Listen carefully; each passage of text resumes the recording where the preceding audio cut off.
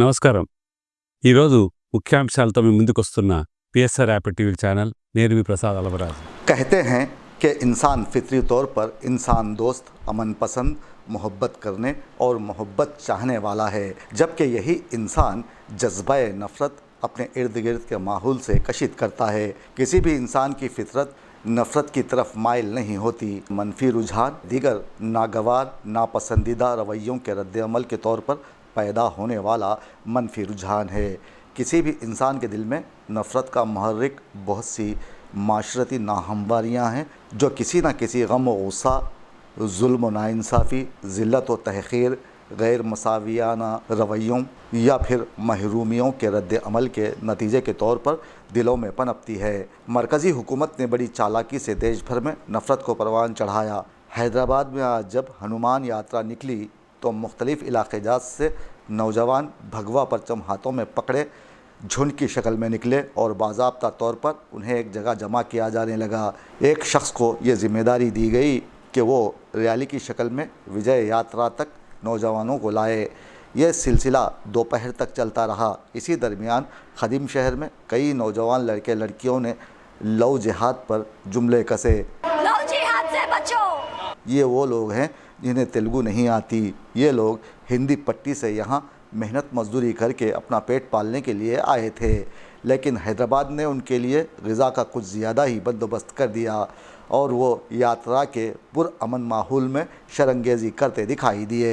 राजा सिंह गुडुम्बे को अवेसी के रूबरू खड़ा करते हुए तेलुगु चैनल्स ने लिखा, अवेसी के अड्डे में राजा सिंह का तूफ़ान।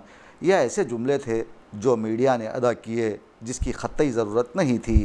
रोटी के लिए दीगर रियासतों से आने वालों ने हैदराबाद को लपेट में ले लिया है।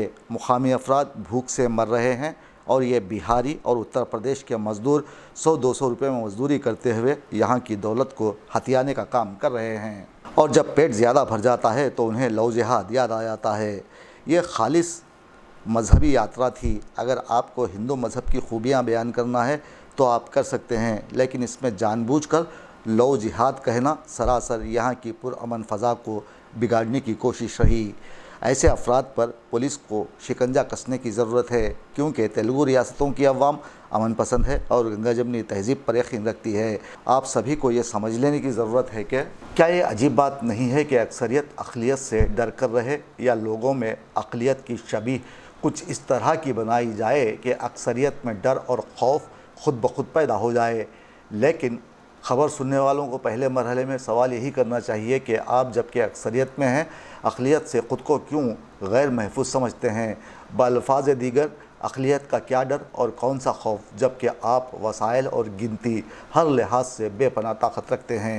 गालिबन इसका आसान जवाब यही होना चाहिए कि अक्सरियती तबक़े का वो गिरोह जो इक़्तिदार में है वो इक़्तिदार को बरकरार रखना चाहता है। लिहाजा एक ऐसा मस्तवी माहौल परवान चढ़ाया गया है जिसकी बुनियाद पर या मादूद चंद वाक़यात की बिना पर अक्सरियती तबक़ा अक़लियतों की मौजूदगी में ख़ुद को गैर महफूज महसूस करे।